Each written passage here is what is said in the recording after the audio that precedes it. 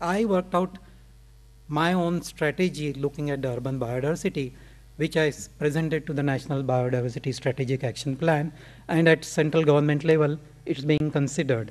In fact, Ministry of Environment, Forest and our Planning Commission has agreed on this that 33%, one-third of country's land should be forest land. So we follow that natural ecosystem 33% at national level, green open spaces, that is fields, gardens, etc., 33%, and let the human settlement, cities, town, villages be another 33%. Quite balanced and quite balanced approach, and the same approach perhaps could be brought down to the regional level in the same way, maybe little breakup and slight adjustments, and at a local level, even city level or a neighborhood level, you can still follow the similar system. What happens is that the percentage of greens, and what I mean by green is both greens, the garden greens and the ecological greens, and the biodiversity ratio is maintained. The basic principle for this planning policy is follow the acts and laws of the nation, particularly MOEF when biodiversity is concerned. Don't try to take shortcuts, don't try to request them to condone, respect those laws and follow them. At least definitely planners can do if individual property may not do. Maintain proportions of land use spaces and zones.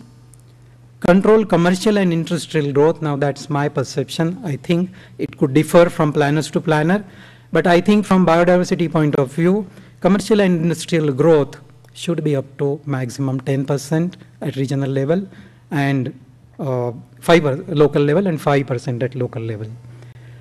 The growth of urban centers, now this is contrary to many of the today's modern planners.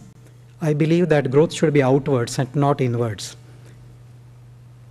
Provide incentives for decentralization. But again, I believe that decentralization is the real solution for the town planning mess that is happening all over the world. Involvement and coordination between national, regional, local authorities, and uniformity at development norm, because this is not happening definitely in our country. We have something else being decided by central government, something by state government. Here in Bangalore itself, we have MMRDA decide something, BMRDA decide something, Bangalore Development Authority decide something, and BBMP decide something, and then the local plot owners doing something else. All these norms, yes, they should be norms, but they could be optimized periodically, looking at the factual, real situation in each city. And then there could be basic norms for implementation. I am again focused on biodiversity and natural ecosystem. So natural ecosystem in urban centers are crucial, and they could be really implemented in each of the urban centers. And the objective of these natural ecosystems is conservation and not recreation, whereas green spaces could be for recreational purposes. We should differentiate that. Infrastructure open spaces, these are large open spaces, about 25% of every city. And that could be also, generally they are open spaces, that could be made really green. Ground coverage of commercial industrial complexes could be kept 1/3, so that 2/3 area can be again become green, and then pollution control norms should be as strict as possible. Natural landforms and features should not be altered. I really believe that because in most of the urban centers, the destruction of natural landforms is done first. That creates some of the problems of waterlogging, pollution, many things, and then we start to find out the solution for that. To begin with, if we decide that no, we are not changing landforms, we are respecting landforms, we are respecting wetland features like rivers, streams, then these problems would be sort of reduced right at the root level. Regional plan should include specific landscape design policy, which should be based on regional ecology. And as I said, roads, railway lines, streams, rivers, they are like corridors. And if appropriate plantation can be carried out, they could be acting as biodiversity corridors. Large institutional complexes, we are sitting here in the IISc complex, and Indian Institute of Science is a very good example of how a large institution complex could be. If you really walk through the complex, it really looks like a natural forest. And that is how most of the complexes should be and could be. What is the conclusion? The basic norms, including the zone-wise percentage for land use, should be made mandatory, should be made part of the development control norms so that everybody includes and follows them.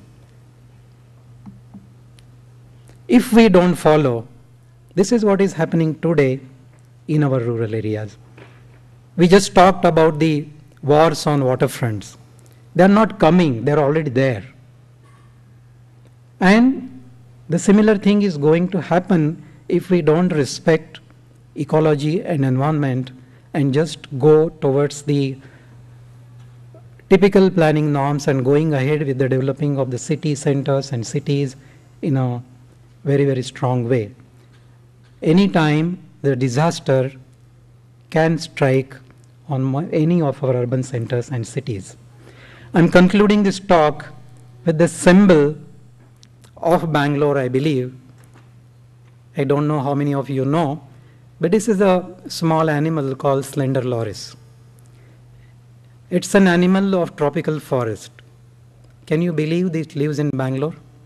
It lives in Indian Institute of Science complex. It lives in CPRI complex. It indicates what can happen to our urban centers if you have contiguous canopy of trees.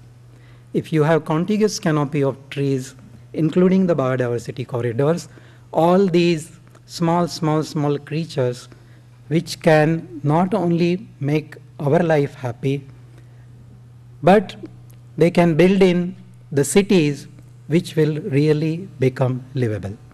Thank you very much.